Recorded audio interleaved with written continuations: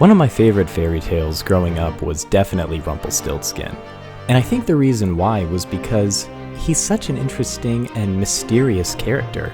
We don't know if he's a dwarf, a leprechaun, a troll, and since we don't really know much about him, including his name, there are so many endless possibilities.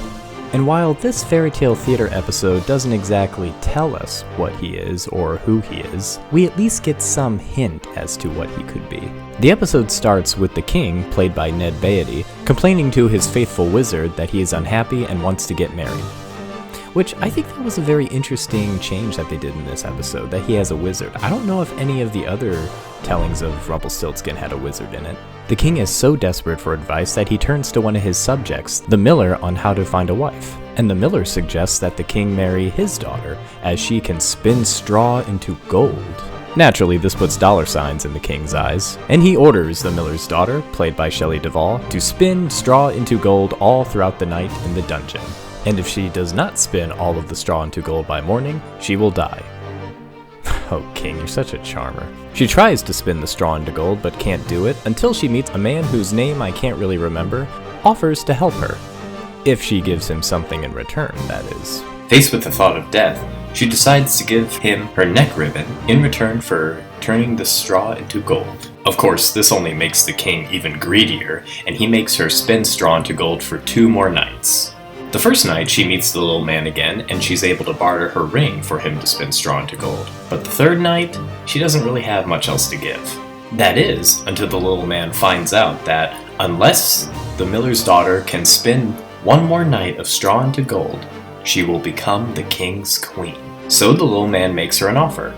If he spins straw into gold for 1 more night for the miller's daughter, she will give him her firstborn child. Desperate for her life, the miller's daughter agrees, and the little man spins straw into gold for 1 more night, and the miller's daughter marries the king. Eventually, she gives birth to a baby boy, and the little man returns to collect what is owed to him.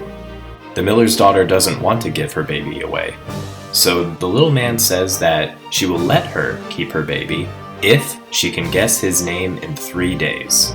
So the race is on to find out the little man's name before the 3 days are up. This is a really great episode, and one that I've watched a lot during my childhood. Again, one of my favorite parts of the fairy tale theater series are the backgrounds, the sets, the costumes. I mean, look at this castle. It perfectly matches Maxwell Parrish's illustration. It perfectly belongs in a storybook. And the main characters, Rumpelstiltskin and the miller's daughter, are also played very well by the actors. Even though Shelley Duvall was a producer of the fairy tale theater series, every now and then she played a starring role in the episodes. And she nails it perfectly as the miller's daughter.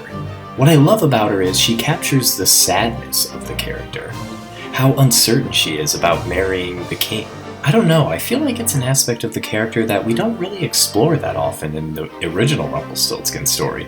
Usually we just read that they marry and they live happily ever after.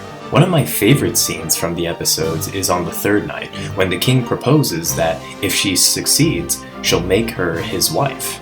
And there's a point where the king asks, "Would you not like to be my wife?" And the miller's daughter says, "I haven't really thought about it." And I felt like there was a genuine honesty there. It's like, she doesn't know this guy. All he cares about is gold. Does she really want to spend all her life with him? Like, will she really be happy? And then even the king says, "Well, you'll have all night to think it over." I like how it addresses real-life situations. And one of my favorite scenes from the episode is, I think it's actually an error. Shelley Duvall is prancing down the hallway and she drops her crown accidentally, and she picks it up and she keeps on prancing down the hall. I think it's an error, and I think they kept it in. I really like how they showed that she's still a miller's daughter. She's not really used to the palace life. I thought that was a nice little addition there. And of course, Herve Villechaize is amazing as Rumpelstiltskin. He has moments where he's kind of cool and smooth, like, "Who are you? That is the other question." But what I also love about his performance is he indicates an underlying darkness to the character, which I love because, again, you don't know what his purpose is. Does he want the child just to have as a son? Does he want him for a ritual? Why does he want the child for? You can see in the episode, his eyes just perk up when he hears, "She's gonna be queen.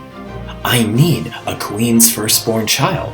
What does it mean? We never find out. There's even a scene where the miller's daughter is taking care of her baby, and Rumpelstiltskin appears in the window outside. It's a very chilling scene. The music intensifies. It's like, whoa! There's a scene in the episode where the miller's daughter is trying to find out what the little man's name is, and she finds him in a tree surrounded by other little men and women, and he's singing about how soon the baby will be his. That is amazing stuff. I want more of that. Any information you could give me about Rumpelstiltskin, I love it. She gets help finding out what the little man's name is from a unicorn, and she, quote-unquote, guesses the little man's name right. And he actually disappears in an interestingly strange effect where he's divided in two and disappears gradually when he stomps his foot into the ground. Don't really know what that is. Like, is he dying? Is he disappearing? Like, what is that? I still don't know. And the other actors do a pretty good job too. The miller's pretty funny, the wizard is pretty funny, the trumpeter's pretty funny.